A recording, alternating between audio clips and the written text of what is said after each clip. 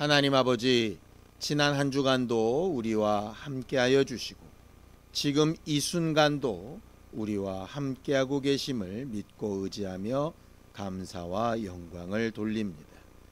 하나님의 말씀을 전하고 들을 때에 우리에게 새 힘과 능력과 위로를 더하여 주셔서 실패처럼 보이는 것들을 이기며 낙심치 않고 새로운 말씀과 새로운 이끌림을 기대하는 모든 사람들에게 복 주시는 하나님이신 것을 깨닫고 경험할 수 있도록 도와주시옵소서. 믿음으로 헌금한 손길들 위에 복을 주시고 저들이 살아가는 동안에 물질 때문에 시험 들지 아니할 수 있도록 저들에게 힘과 능력을 더하여 주시옵소서. 예수님의 이름으로 기도하였습니다. 하나님의 말씀은 마태복음 4장 1절에서 11절까지 말씀을 함께 합독하겠습니다. 마태복음 4장 1절에서 11절까지 말씀을 함께 합독하겠습니다. 함께 읽습니다. 시작. 그때에 예수께서 성령에게 이끌리어 마귀에게 시험을 받으러 광야로 가사 40일을 밤낮으로 금식하신 후에 줄이신지라. 시험하는 자가 예수께 나와서 이르되 내가 만일 하나님의 아들이거든 명하여 이 돌들로 떡덩이가 되게 하라. 예수께서 대답하여 이르시되 기록되었으되 사람이 떡으로만 살 것이 아니요 하나님의 입으로부터 나오는 모든 말씀으로 살 것이라 하였느니라 하시니, 이에 마귀가 예수를 거룩한 성으로 데려다가 성전 꼭대기에 세우고 이르되 내가 만일 하나님의 아들이거든 뛰어내리라. 기록되었으되 그가 너를 위하여 그의 사자들을 명하시리니 그들이 손으로 너를 받들어 발이 돌에 부딪히지 않게 하리로다 하였느니라. 예수께서 이르시되 또 기록되었으되 주 너의 하나님을 시험하지 말라 하였느니라 하시니, 마귀가 또 그를 데리고 지극히 높은 산으로 가서 천하만국과 그 영광을 보여 이르되 만일 내게 엎드려 경배하면 이 모든 것을 내게 주리라. 이에 예수께서 말씀하시되 사탄아 물러가라. 기록되었으되 주 너의 하나님께 경배하고 다만 그를 섬기라 하였느니라. 이에 마귀는 예수를 떠나고 천사들이 나와서 수종드니라. 아멘.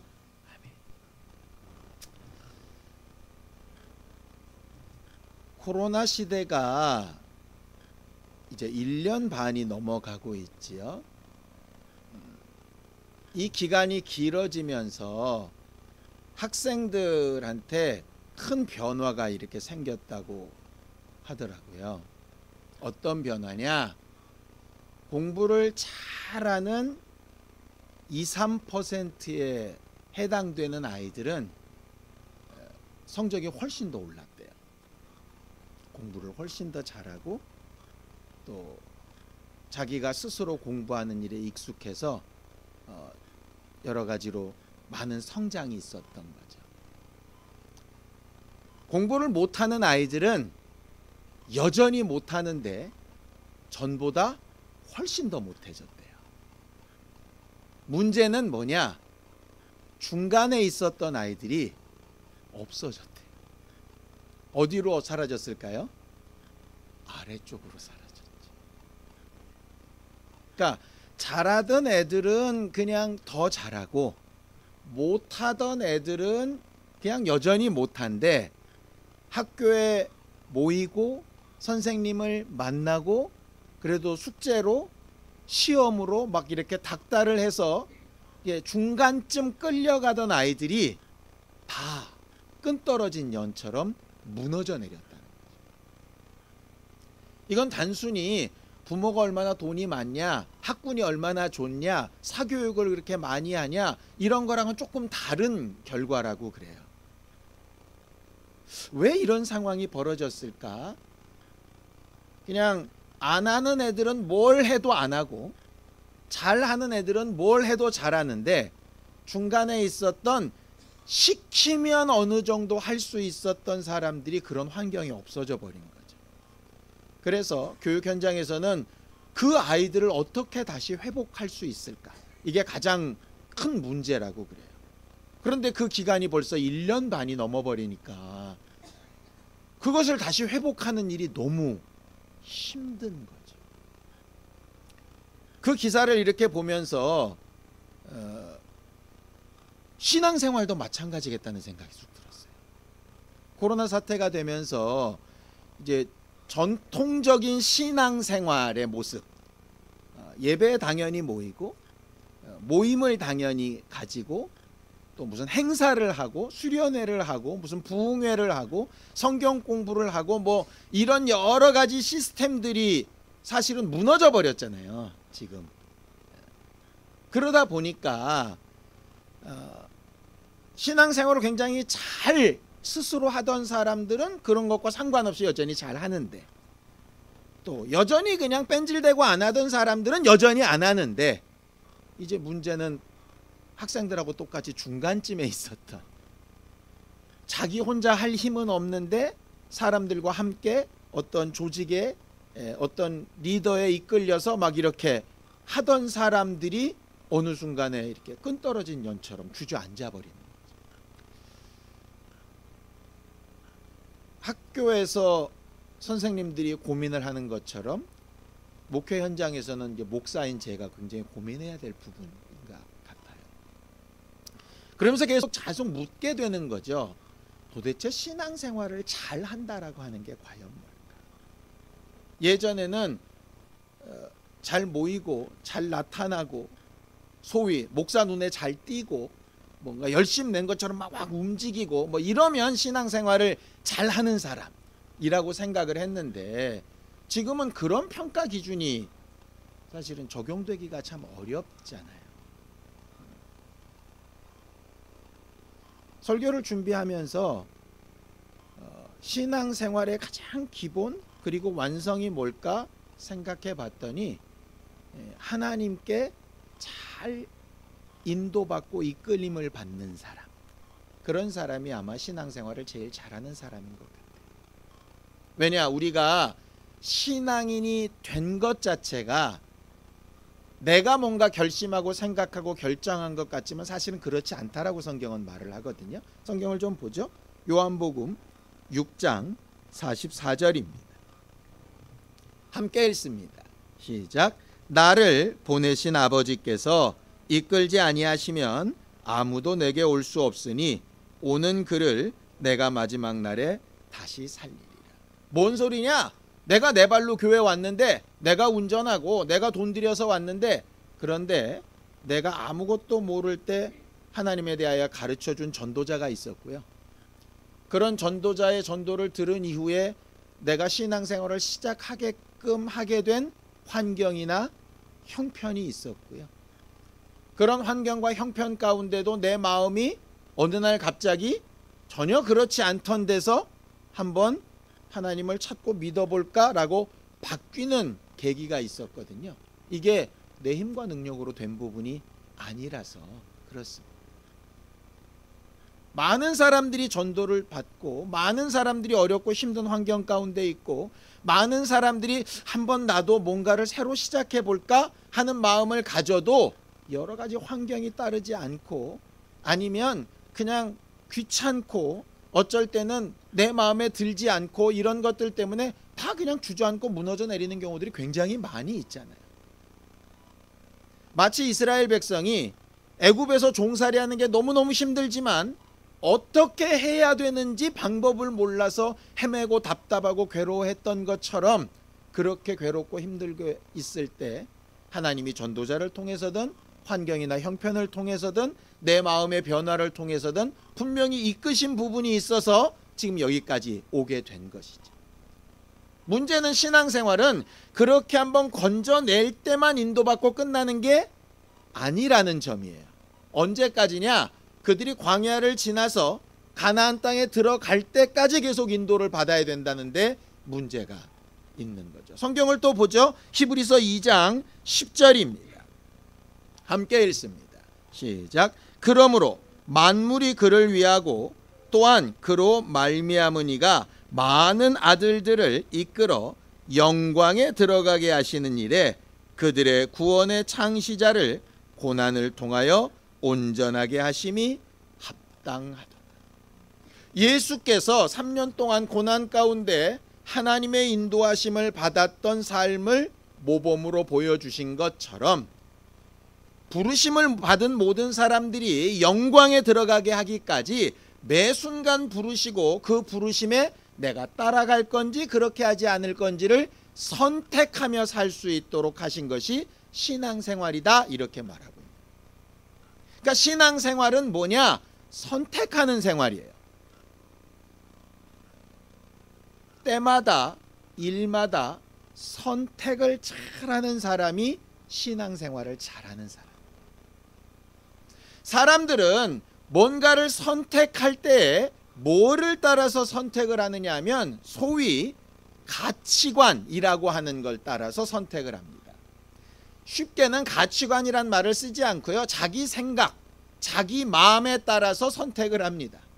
근데 이 자기 마음, 자기 생각이라는 게 어디서 오느냐? 첫 번째는요, 지식에서 옵니다.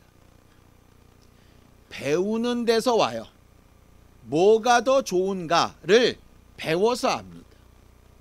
세상 사람들은 그걸 학교에서 배우든 사람들을 통해서 배우든 뭔가 듣고 배워서 알게 됩니다. 아닌 것 같아도 그래요. 제일 먼저 누구한테 배웠을까요? 부모한테서 배웠습니다. 부모를 내가 좋아하든 싫어하든 존경하든 무시하든 상관없이 내 안에 나도 모르는 사이에 부모를 보고 듣고 배운 지식이 있어요. 거부할 수가 없어요. 그래서 그걸 통해서 뭔가를 선택합니다. 신앙인들은 그 지식 대신에 뭐를 선택하느냐 하면 말씀이라고 하는 걸 선택합니다. 그래서 내가 배운 지식을 선택할 거냐 아니면 하나님의 말씀을 선택할 거냐에 따라서 신앙생활을 잘하는 사람과 그렇지 못한 사람이 구분이 됩니다. 지식이 머릿속에만 있을 때는 별로 내게 영향을 미치지 못하는데 그런 지식이 한번 나한테 경험이 되면 이게 지워지지가 않습니다. 그래서 사람들은 자기 경험에 따라서 선택을 합니다. 소위 라떼를 얘기하는 거죠. 내가 경험한 바로는 그렇다라고 얘기하는 겁니다. 그 경험은요, 남들이 백날 옆에서 설명해도 절대로 안 바뀝니다. 그 고집을 꺾을 수가 없어요. 신앙생활 할 때는 경험이라는 말 대신에 체험이라는 말을 씁니다. 그 체험은 이런 특성이 있어요. 경험은 그냥 불특정으로 내가 체험하고 막 알아낸 것이라면 이 체험이라는 단어는 말씀이 경험된 사실을 보통 이야기해요. 그래서 배운 말씀이 내게 이루어지는 것을 경험했을 때 대단한 고집이 생깁니다. 그래서 한번 기도해서 응답받아 본 경험이 있는 사람은 기도하러 갑니다. 내가 헌신해서 좋은 결과를 봤던 사람은 계속 헌신해 가려고 합니다. 말씀과 체험은 그래서 같이 움직여요. 지식과 경험이 같이 움직이는 거죠. 세상 사람들이 뭔가를 선택하고 결정할 때 가지는 세 번째 도구가 뭐냐면요, 이 지식과 경험을 이기는 거예요. 그게 뭐냐면 감정이라는 거예요. 머리로는 배운 대로는 내가 그렇게 행동하면 안 돼요. 과거의 경험으로도 그렇게 하면 내가 굉장히 큰 손해를 봤어요. 그럼에도 불구하고 내가 지금 기분이 너무 나빠. 그러니까 이거를 다 쏟아내야 시원한 거예요. 지식도 이기고 경험도 이겨요. 그게 감정이에요. 이성적인 사람일수록 감정이 좀 적고 감성적인 사람일수록 그 감성이 좀 크죠. 그래서 지식과 경험을 이기는 게 감정. 그걸 따라서 사람들은 선택을 해요. 그런 사람들한테 논리적으로 아무리 설명하고 이게 옳다고 아무리 뭐라고 증거를 갖다 대도 모르겠고 난 싫어, 이렇게 되는 거죠. 성경은 그 감정을 어떤 단어로 바꾸냐 하면 감동이라고 하는 단어로 바꿔요. 내가 스스로 느끼는 감정이 아니라 하나님이 주시는 마음이라는 뜻이에요. 나는 하기 싫은데 자꾸 마음이 감동돼서 하게끔 되는 거예요. 정말 하고 싶은데 마음에 감동이 돼서 나 이렇게 살면 안 되는데, 이런 것으로 내가 브레이크가 걸리는 거예요. 그게 신앙인의 특성이에요. 감정으로 사는 사람이 될 거냐, 감동으로 사는 사람이 될 거냐라고 하는 거죠. 네 번째가 가장 큰데요, 지식도 경험도 감정도 이기는 게 있습니다. 그게 뭐냐면 욕심이에요. 욕심이 확 들어오면 모든 걸 다 이겨요. 욕심이 들어오면. 그래서 성경은 이렇게 되어져 있습니다. 야고보서 1장 14절에서 15절입니다. 함께 읽습니다. 시작. 오직 각 사람이 시험을 받는 것은 자기 욕심에 끌려 미혹됨이니 욕심이 잉태한 즉 죄를 낳고 죄가 장성한 즉 사망을 낳는다. 그게 물질에 대한 욕심이든 아니면 명예에 대한 욕심이든 아니면 어떤 것에 대한 욕심이든 간에 욕심이 내 안에서 살아 움직이기 시작하면 어떤 것도 막을 수 있는 방법이 없어요. 신앙생활에서 그 욕심을 이기는 단 한 가지가 있는데 그게 은혜입니다. 내가 욕심을 아무리 부리고 아무리 소망을 가지고 아무리 애써도 아무것도 할 수 없을 그때 하나님이 일방적으로 주시는 은혜라고 하는 게 있죠. 설교를 준비하면서 여러분들한테 아주 쉽게 설명을 하려면 이렇게 하면 되겠다. 누가 신앙생활 잘하는 사람이냐? 이 자리에 있든 없든 지금까지 어떻게 살아왔던 상관없이 딱 이 네 가지로 각자를 돌아보면 좋을 것 같아요. 나는 지식으로 사는 사람인가? 말씀으로 사는 사람. 경험으로 사는 사람인가? 하나님을 체험한 것으로 사는 사람. 감정으로 사는 사람인가? 하나님의 감동으로 사는 사람인가? 욕심 따라 이끌리는 사람인가? 은혜를 따라 이끌리는 사람인가? 여러분들 스스로를 점검해 봤으면 좋겠어요. 그러면 나는 신앙생활을 그래도 어느 정도 잘하는 사람이다. 아, 나는 아니구나 라고 이렇게 말할 수 있게 되는 거죠.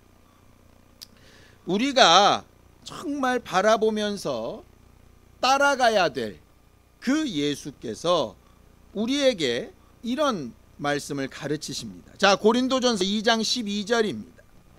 함께 읽습니다. 시작. 우리가 세상의 영을 받지 아니하고 오직 하나님으로부터 온 영을 받았으니 이는 우리로 하여금 하나님께서 우리에게 은혜로 주신 것들을 알게 하려 하십니다.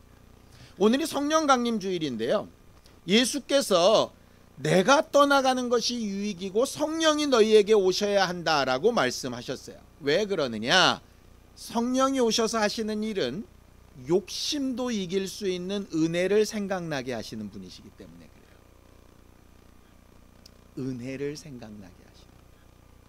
우리는 보통 성령 충만하다 이렇게 얘기를 하면 방언을 얘기하고 능력을 나타내고 기도를 엄청 잘하고 남들 보기에 아주 대단한 믿음의 역사를 이루고 막 이런 사람이 성령 충만하고 대단한 사람처럼 보이잖아요. 그런데 성경이 가르치는 성령이 하시는 일은 간단합니다. 은혜가 생각나게 하시는 거예요. 은혜는 선물로 주신 것이기 때문에 아무도 자랑할 것이 없어. 내가 뭘 했다, 왜 이 모양이냐 말할 것이 없어.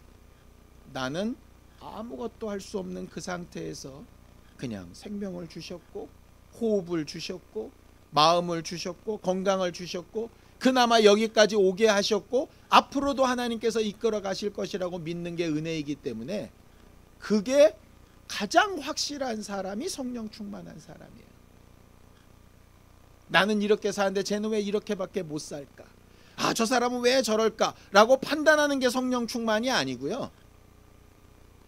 나도 저와 똑같은데 하나님께서 은혜 베풀어서 나는 그나마 이렇게라도 살고 있구나라고 감사할 줄 아는 게 성령 충만한 사람이에요. 성령 충만을 굉장히 오해한다.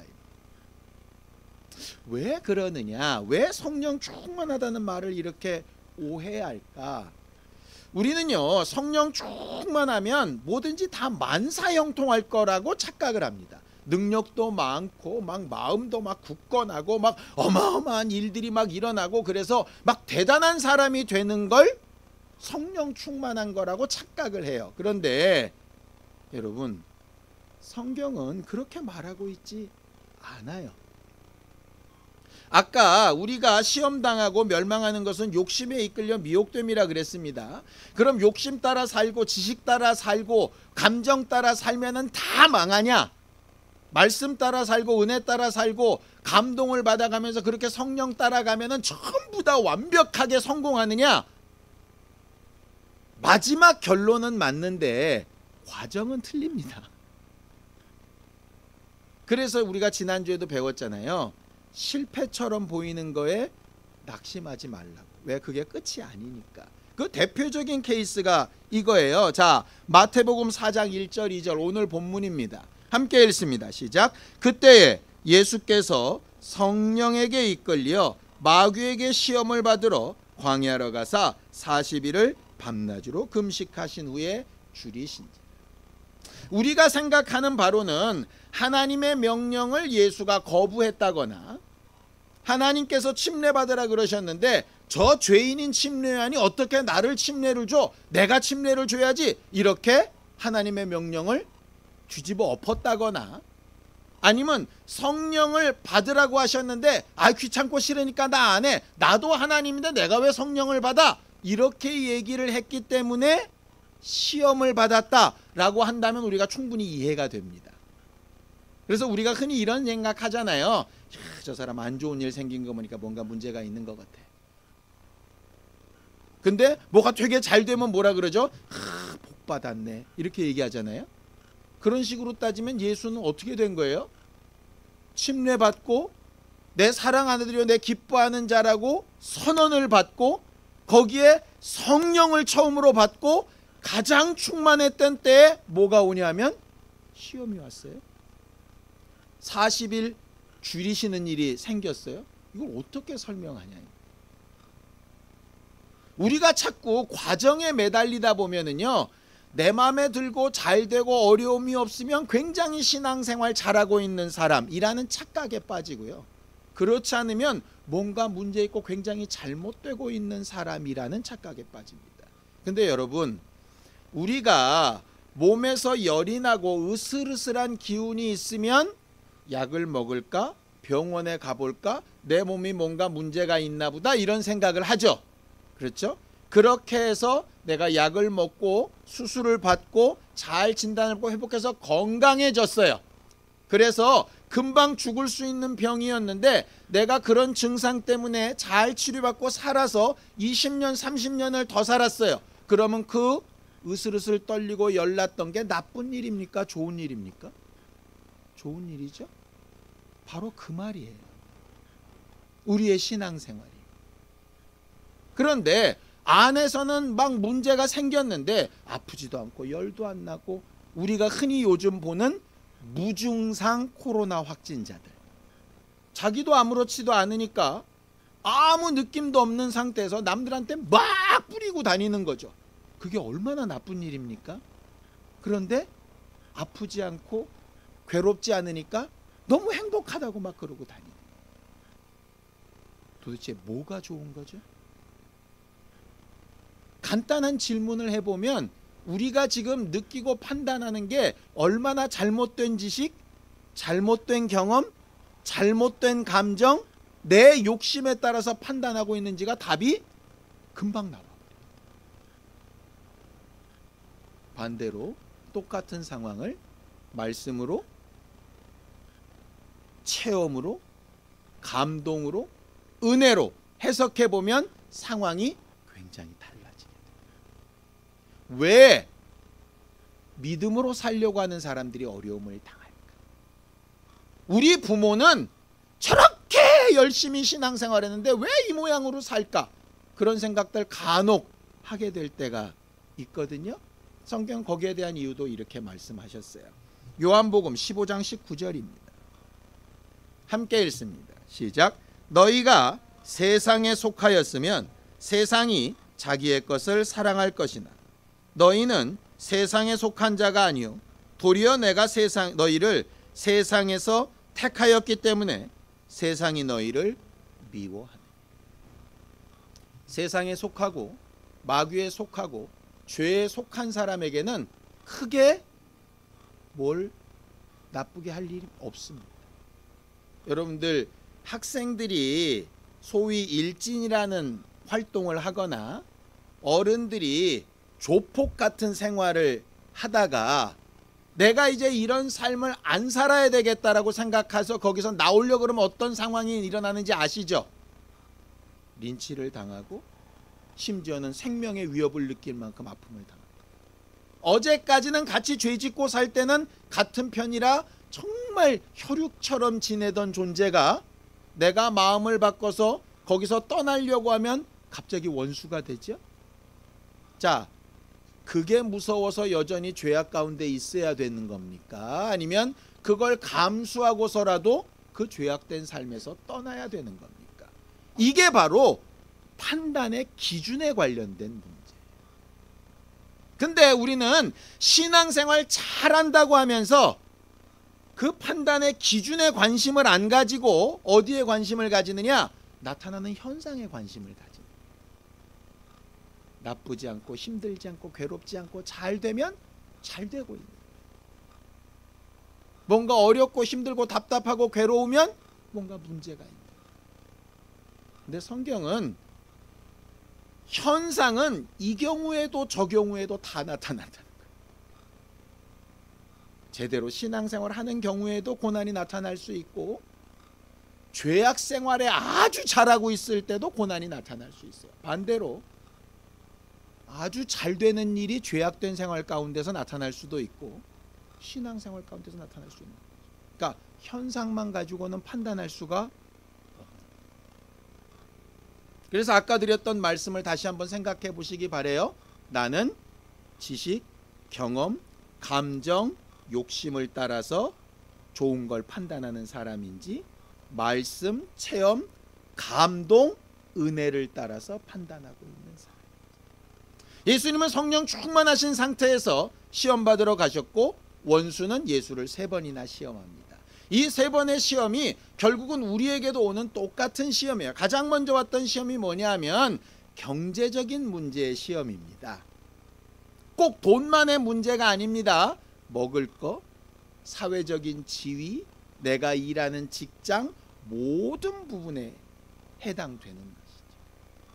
거기서 우리가 매 순간 뭔가를 결정하는데 당신들은 뭐를 따라 결정하고 있습니까? 라는 말이에요. 돈이나 먹을 것이나 스펙이나 지위나 직장이 필요 없다는 거 아닙니다.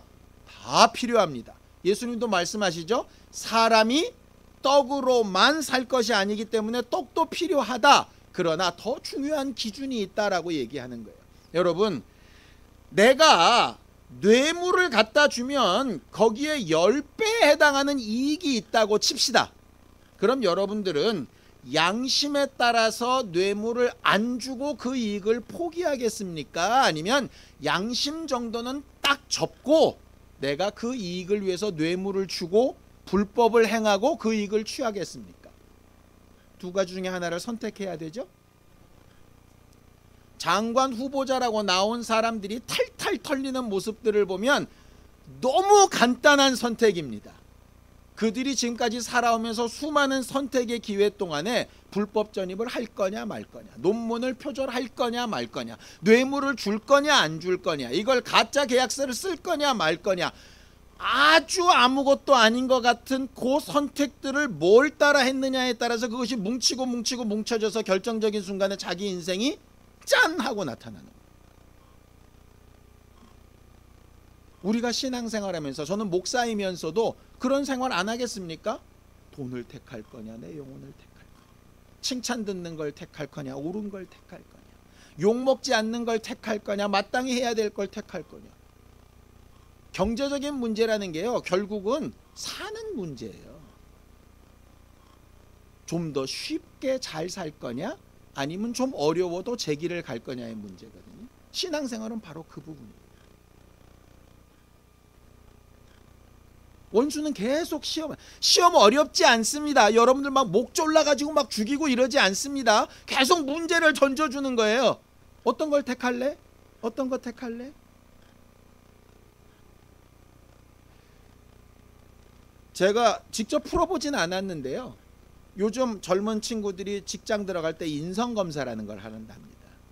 인성검사에 나오는 문제가 저도 몇 문제 봤는데요, 그렇게 어렵지 않더라고요. 그런데 문제는 뭐냐, 그 문제 문항수가 어마어마하게 많은 거예요. 한 문제 한 문제는 그렇게 어렵지 않아서 조금 더 깊게 생각하고 의도를 생각하고 이러면 자기 나름대로 자기 감정이나 자기 평소의 가치관을 바꿀 수도 있을 텐데, 짧은 시간에 엄청나게 많은 문제를 막 쏟아주니까 미처 생각할 겨를도 없이 그냥 드는 대로 막 찍는 거야 이제. 그러다 보면 어떤 문제들은 자기가 의도적으로 사실은 그렇지 않은데 옳다라고 생각하는 쪽을 선택하게 되는데, 막 선택하다 보니까 나중에 종합을 해보면 얘는 원래 경향이 이런 사람이야, 이렇게 나온다는 거예요.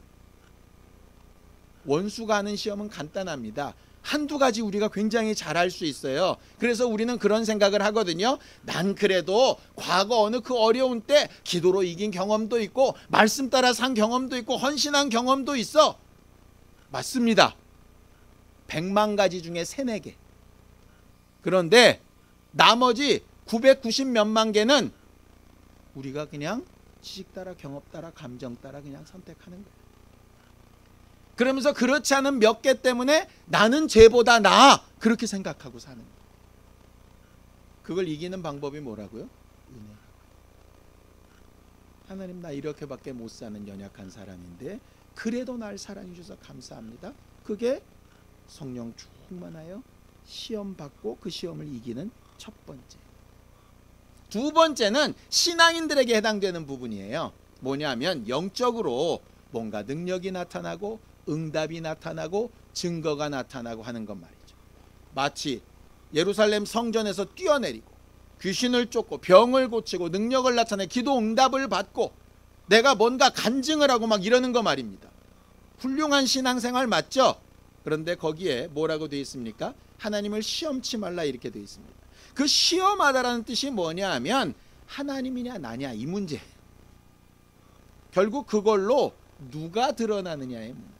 마귀는 뭐냐? 뛰어내리면 하나님이 널 받쳐주실 거야. 그러면 사람들이 너를 더 잘 믿지 않겠어? 결국 이겁니다. 내가 간증을 했어요. 하나님이 하신 일도 맞아요. 마치 예수가 떨어질 때 천사들이 그 발을 비춰주는 것처럼. 그런데 결국은 드러나는 게 누구예요? 나예요. 제가 목회를 되게 열심히 했어요. 그래서 예를 들어 교회가 엄청나게 부흥을 했다 칩시다. 하나님이 하셨어요. 그런데 사람들은 누굴 칭찬하냐? 목사가 잘했다고 그래요. 결국 그 문제예요. 그걸 이길 수 있나? 라는 문제. 하나님이 하신 거냐? 내가 드러나는 거냐? 이게 문제예요. 세 번째는요, 우상숭배의 문제인데요. 우상숭배의 문제는 간단합니다. 내 목적을 위한 여러 가지 방법 중에 하나님이 하나냐, 아니면 하나님 때문에 내가 무언가를 하는 것이냐의 문제예요. 쉽게 설명할까요? 이런 겁니다. 선거 때가 되면 정치인들이 5만 대 때만 대 다 가죠. 원불교도 가고 불교도 가고 천주교도 가고 기독교도 가고 막 갑니다. 그들은 목표가 뭡니까? 표입니다. 표. 그러니까 표를 위해서 하나님 앞에 나오는 거죠.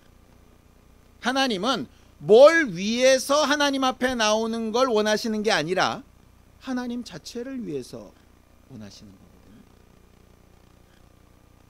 남편한테 물어보시기 바래요. 자기 나 사랑해? 왜 사랑해? 예뻐서? 그럼 예쁨이 사라지면?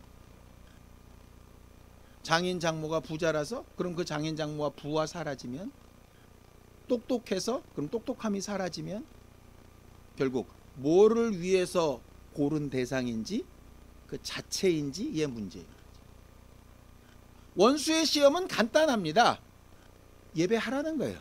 하나님 믿고 부르라는 거예요. 단 너를 위해서 하나님도 이용하고 기도도 하고 예배도 하고 다 하라는 거예요. 사람도 만나고 점쟁이도 찾아가고 어쩔 때는 적당히 세상의 방법도 쓰고 유혹도 받고 이렇게 하는 거예요. 사람들은 그렇게 사는 게 익숙해요. 아까도 얘기했던 것처럼 수만 가지 선택 가운데 몇 가지 내가 잘한 기억을 가지고 난 그래도 괜찮아 이렇게 착각을 하는 거예요. 난 그래도 저렇게까지 타락은 안 했어 이렇게 생각하는 거예요. 그런데 하나님 보시기에는 똑같아요. 경제적인 문제, 사는 문제, 나를 드러내는 문제, 내 목적을 위해서 하나님을 이용하는 문제, 결국 그걸 가지고 판단하시는 거예요. 예배 엄청나게 잘 나오고 어려서부터 모태신앙이고 뭐 대단한 행동을 잘 하고 엄청난 업적을 이뤘다고 칩시다. 그런데 이 세 가지에서 어긋나면 성령 충만한 사람도 아니고 성령의 이끌림을 받는 사람도 아니고 심지어는 하나님의 자녀도 아니에요. 아까도 말씀드렸죠. 어마어마한 시험을 쫓아낸다고. 우리가 방금 읽은 이 본문을 똑같이 표현한 누가복음이 있는데요. 누가복음이 이렇게 기록되어 있습니다. 누가복음 4장 13절입니다. 함께 읽습니다. 시작. 마귀가 모든 시험을 다 한 후에 얼마 동안 떠나요. 하나님의 아들인 예수에게도 마귀는 잠깐 떠났다가 계속해서 시험합니다. 예수님의 시험은 이때 3번만 있었던 게 아니에요. 맨 마지막 십자가에 달려 계실 때 이런 시험도 합니다. 야, 내려와. 내려오면 믿을게. 그들의 시험은 끝없이 되고 그래서 성령의 이끄심과 인도하심도 끝없이 됩니다. 문제는 우리가 그것을 듣고 판단하고 선택할 때 제대로 선택하고 판단할 수 있는가 하는 것의 문제죠. 여러분들은 하나님을 아버지라고 부르시죠? 하나님을 아버지라고 부르는 하나님의 자녀의 삶을 성경은 이렇게 얘기합니다. 로마서 8장 13절에서 14절입니다. 함께 읽습니다. 시작. 너희가 육신대로 살면 반드시 죽을 것이로되 영으로서 몸의 행실을 죽이면 살리니 무릇 하나님의 영으로 인도함을 받는 사람은 곧 하나님의 아들이라.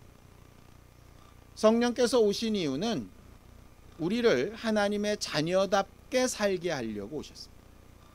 인도받아 살게 하신 것이죠.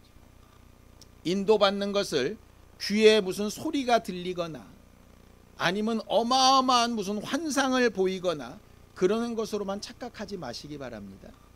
매 순간의 선택에서 나는 말씀과 체험과 감동과 은혜를 따라 선택하고 있는지 아니면 육체의 욕심과 감정과 내가 스스로 옳다는 바와 이 정도는 괜찮아 남들도 다 하는데 이렇게 하면서 살고 있는지에 따라서 그런 것들이 모여서 마지막 날 청문회처럼 하나님 앞에 딱 열려졌을 때 우리는 어떤 신앙생활을 했던 사람이라 하는 성적표를 받게 될 거예요.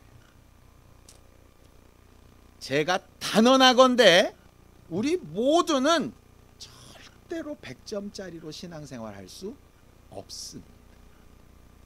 100점은커녕 40점 넘기도 아마 힘들 겁니다. 그런데 우리한테 가장 강력한 무기가 하나 있죠. 성령이 생각나게 하시는 은혜라고 하는 사실. 다시 새롭게 출발하고 새롭게 선택하고 돌이켜 회개할 수 있는 기회가 있다라고 합니다. 그 기회가 있는 동안에 성령의 인도하심을 잘 받는 우리 모두가 됐으면 참 좋겠습니다. 이 시간 함께 같이 기도하겠습니다. 하나님 아버지, 하나님께서 우리를 도우시고 인도하셔서 매순간 하나님을 찾고 하나님을 의지하고 하나님께서 우리를 인도해 나가시는 과정과 역사들을 볼 수 있기를 원하고, 가장 결정적인 순간에 하나님의 말씀이 생각나고 세상 사람들이 양심을 기준으로 삼듯 우리가 그 말씀으로 인하여 세임을 얻고 담대하고 또 겸손한 순종함으로 또 하나님만 의지하여 사는 일들로 한 걸음씩 한 걸음씩 인도받아 나아갈 수 있게 하여 주옵소서. 세상의 유혹과 시험과 내 마음과 생각과 스스로 옳다 하는 바에서 움직여서 하나님의 이끄심을 받는 우리 모두가 되도록 도와주시옵소서. 예수님의 이름으로 기도하였습니다. 하나님 아버지, 우리를 도우셔서 매 순간 성령의 인도하심을 받게 하여 주시고 그 이끌림을 받는 일이 괴롭고 답답하고 귀찮은 것이 아니라 기쁘고 즐겁고 위로가 되는 일들이 될 수 있도록 우리와 함께하여 주옵소서. 예수님의 이름으로 기도하였습니다. 이제는 우리 주 예수 그리스도의 은혜와 하나님 아버지의 극진하신 사랑과 성령님의 감동하시고 함께하시는 분명한 증거가 항상 성령님께 이끌림을 받아 잘 선택하는 신앙생활하기 원하는 우리 모두 위에 이제부터 영원까지 함께 있을지어다. 아멘.